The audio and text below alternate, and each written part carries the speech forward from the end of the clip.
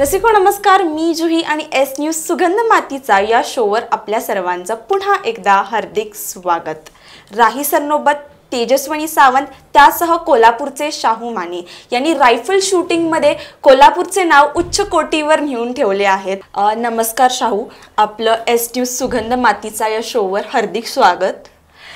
तर शाहू, पहिलाच प्रश्न मी आपल्याला करीन की युथ ऑलिम्पिक्समध्ये 1 सिल्वर मेडल, वर्ल्ड कपमध्ये 2 गोल्ड मेडल, त्यासह एशियन चॅम्पियनशिपमध्ये 1 गोल्ड आणि 1 ब्रॉन्झ मेडल आपण आपल्या नावावर केलेले आहेत. तर प्रत्येक मेडल मागची स्टोरी आणि सक्सेस स्टोरी आणि स्टोरी दोन्ही मला ऐकायला आवडेल. ओके, सो युथ ऑलिम्पिक्स माझं पहिलं यूथवालं मेडल होतं आणि ते खूप टफ होतं कारण youth it's Olympics after all. आणि त्यावेळी I had a smaller team, I had no experience of playing internationals आणि त्या टाईमला माझी एक बॅक इंजरी होती मला.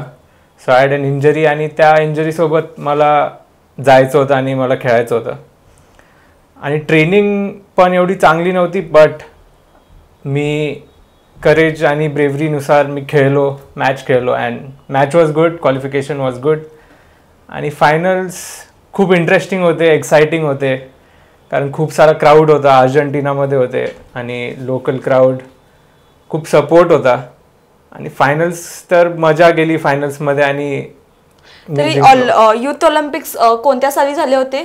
युथ ऑलिम्पिक्स 2018 मध्ये झाले होते.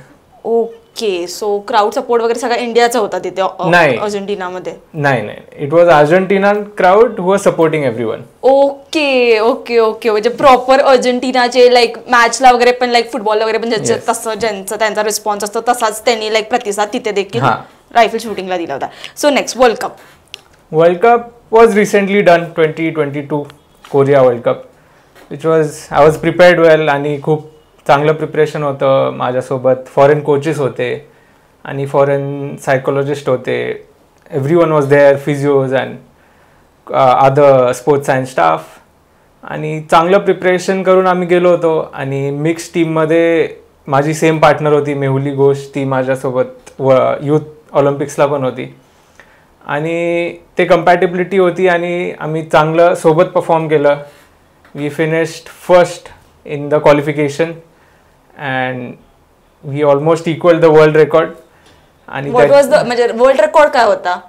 Mehuli shot 319 point something and that is actually a fantastic score because तिचा तो स्कोर मी अजूनही कोणाला अचीव करताना नाही बघितलं 300 मध्ये.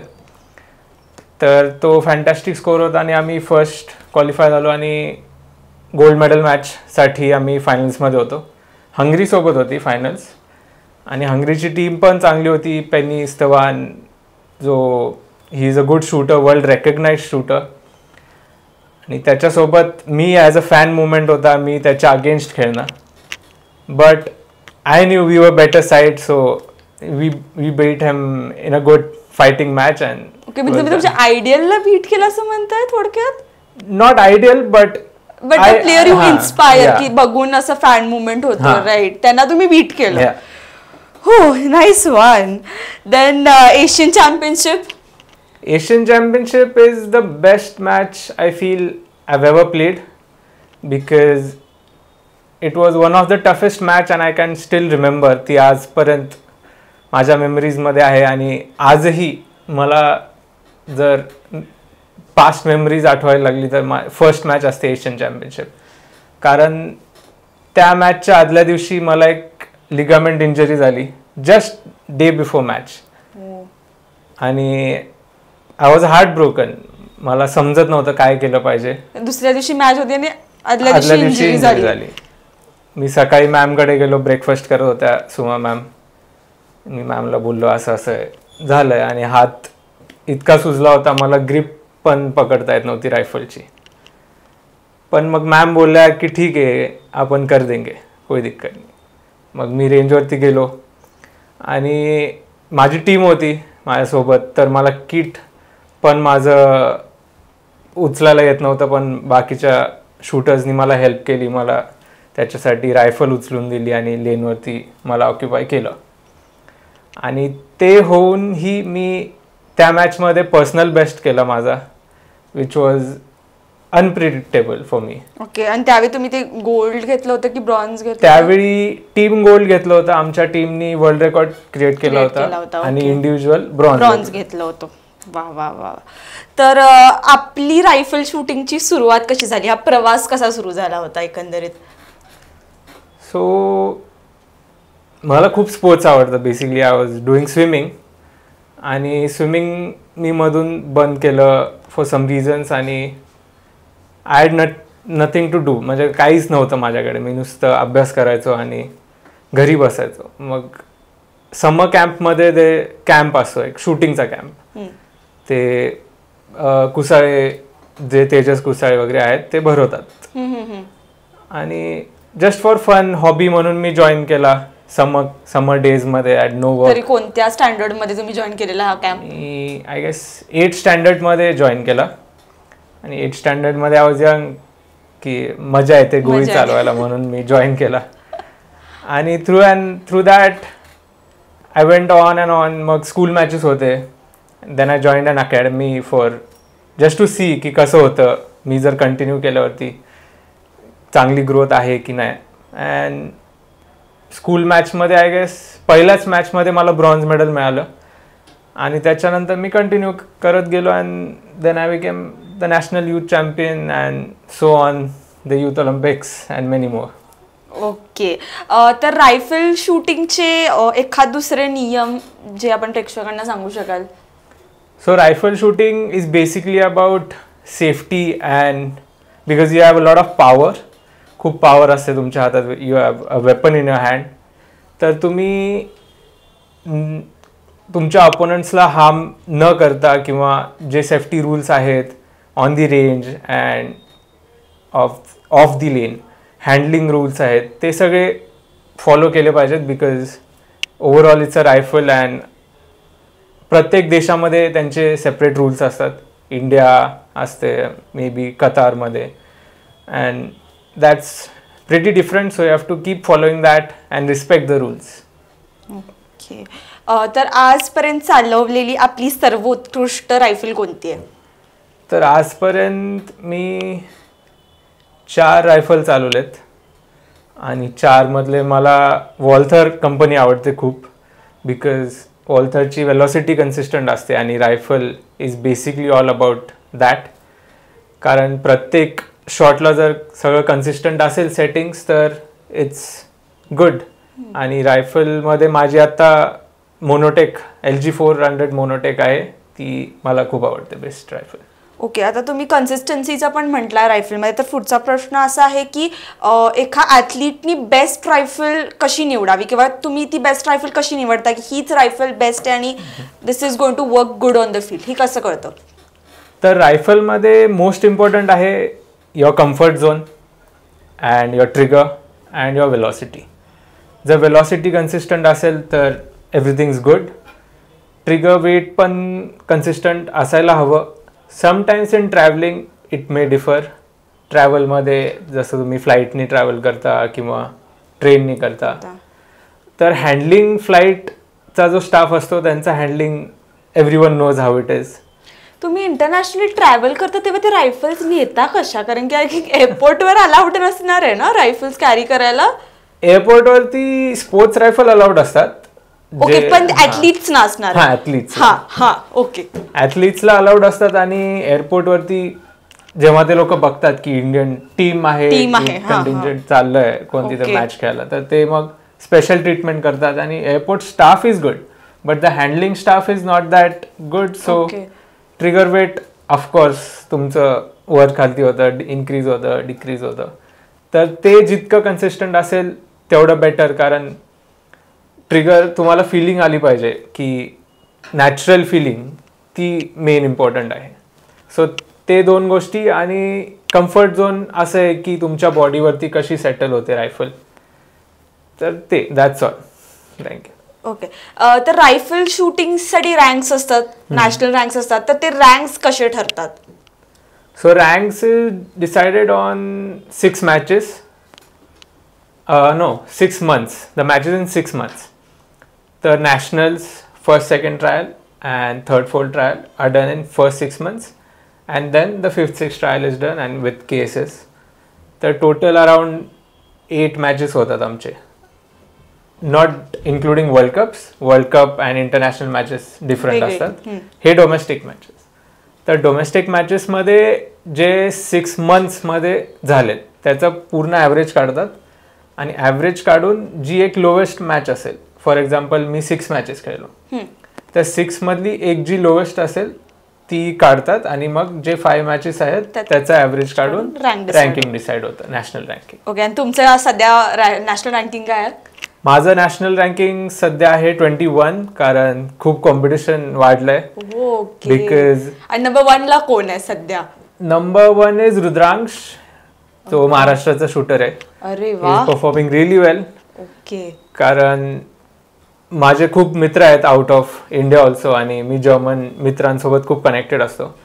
तर मी जस्ट असं फनमध्ये त्यांना विचारलं की अरे तुझा rank, what is your rank? तर तो बोलला माझा रँक फर्स्ट आहे. आणि मी विचारलं अरे average, what is your average, score average? तर he said his average is 629.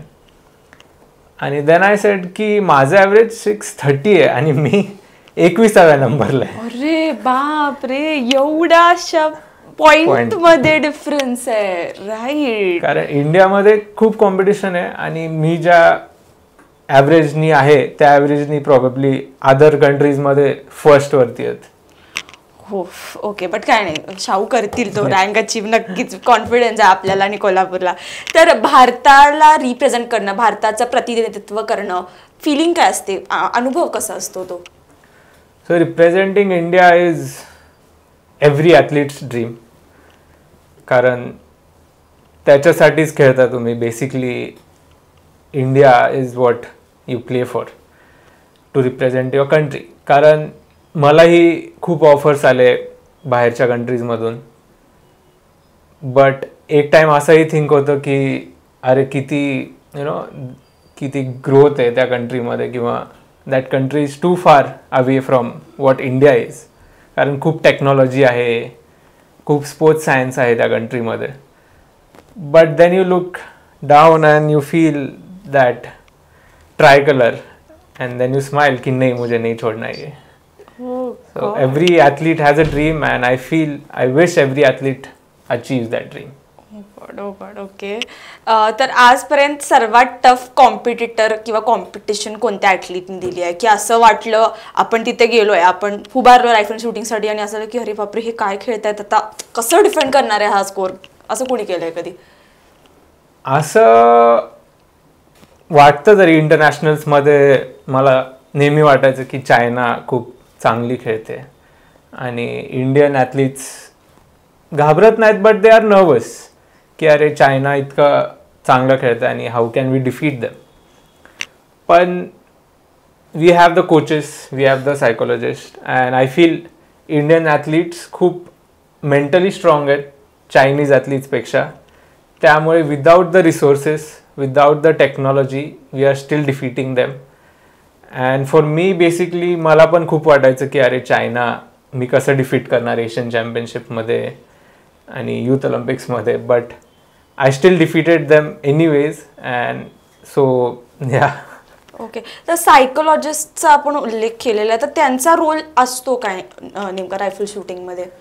So psychologist are needed for every sport, but rifle shooting is far more mental. खूप मेंटल एनर्जी यूज होते. हां. आणि त्याच्यामध्ये सायकोलॉजिस्टचा इम्पॉर्टंट रोल असा आहे की to control your athletes emotions, to teach him how to control his emotions. कारण once you are on the lane, ज्यावेळी तुम्ही लेनवरती शूट करताय, तर त्यावेळी you can't fight with your emotions. कारण तुम्हाला ऑलरेडी फोकस करायचं आहे, तुम्हाला स्कोअर अचीव करायचं आहे, तुम्हाला स्टे कनेक्ट राहायचं आहे स्वतःसोबत, ना की एन्झायटी आणि जे प्रेशर येतं, पॅनिक येतं, आपण ते न होता तुम्हाला फोकस राहून ब्रीदिंग करून you have to move on. तर त्याचा रोल सायकोलॉजिस्ट करतात. तर लक्ष भेदण्यासाठी मन कसं एकाग्र करावं लागतं? तर फोकसिंगसाठी मी ब्रीदिंग करतो बेसिकली मॅचच्या आधी. नॉट टू मच, 5 मिनटं करतो मी मॅचच्या आधी, आणि मॅचला जाताना कॅबमध्ये करतो मी, आणि सकाळी उठल्यावरती. तर ब्रीदिंग केल्यावरती you get connected to yourself. तुम्हाला आसपासचं विसरून तुम्ही स्वतःवरती कनेक्ट करता, स्वतःवरती कमांड आणता. तर मेन हे आहे, कारण focus is all about shooting. कारण फोकस नसला तर तुम्हाला साईट्स दिसणार नाहीत. आणि आत्ताच मॅचमध्ये मला मॅम बोलले की, मला ती स्टोरी माहीत नाही एक्झॅक्टली, बट जी स्टोरी ते अर्जुनची स्टोरी आहे की मुझे बस आँख दिखी. Right, fish eye. बरोबर आहे. सो शूटिंगमध्ये फक्त तुम्हाला साईट्स दिसले पाहिजेत. Right. Sights is all about shooting. तर ते अचीव करण्यासाठी you have to get connected to yourself. You have to visualise about your shot process, and that's all the shooters do. Okay. तर कोल्हापूरमध्ये देखील कोल्हापूरची मुलगी राही सरनोबत, तेजस्विनी सावंत ॲथलीट्स आहेत जे रायफल शूटिंग करतात. तुम्ही देखील आहे. तर कोल्हापूर आणि रायफल शूटिंगचं फ्युचर काय? महाराष्ट्रामध्ये पण प्लेयर्स आहेत, पण कोल्हापूर वैयक्तिक जर आपण विचार करायला गेलो तर कुठंपर्यंत एक्सटेंड होत आहे, आणि काय प्लेयर्स आहेत, काय फॅसिलिटीज आहेत, त्यावर तुम्ही काय सांगाल? तर कोल्हापूर आय फील शूटिंगचं हब आहे. पहिलाही होतं, आत्ताही आहे. कारण क्रीडा प्रबोधिनी वगैरे खूप सारे रिसोर्सेस होते कोल्हापूरमध्ये, आणि मेनली जयसिंग गुसाळे होते त्यांना सपोर्ट करणारे. Because there are many shooters I have heard की they use to train with him, and त्यांच्यामुळे आज जे काय पॉसिबल आहेत रेंजेस कोल्हापूरमध्ये. आणि through and through new technology येते कोल्हापूरमध्ये. नवीन टार्गेट्स बसले आहेत, नवीन इलेक्ट्रॉनिक टार्गेट्स बसले आहेत 50 मीटर्सचे, विच इज व्हेरी न्यू. आणि मला ते आत्ता नॅशनल्समध्येच कळालं. तर I am willing to get back into Kolhapur and train especially on the electronic targets. कारण टार्गेट्ससाठीच, टेक्नॉलॉजीसाठीच मी कोल्हापूर सोडून पनवेलमध्ये ट्रेनिंग करतो. कारण रिसोर्सेस आहेत पनवेलमध्ये, आणि Kolhapur is somewhere behind for psychologist and physiotherapist, because that's really needed in a sport. आणि आता ते वाढतं आहे हळूहळू, because Kolhapur is a slow growing city. But I would love to be back and shoot on the electronic targets, कारण I want to experience that 50 metres electronic targets. नक्की कोल्हापूरमध्ये देखील हे लवकरच येईल, आणि हा व्हिडिओ बघितल्यावर देखील प्रयत्न सुरूच होतील. तर धन्यवाद शाहू, तुम्ही आपला मूल्यवान वेळ आम्हाला दिलात, एस न्यूजला दिलात. थँक्यू. खूप खूप धन्यवाद. Thank you so much.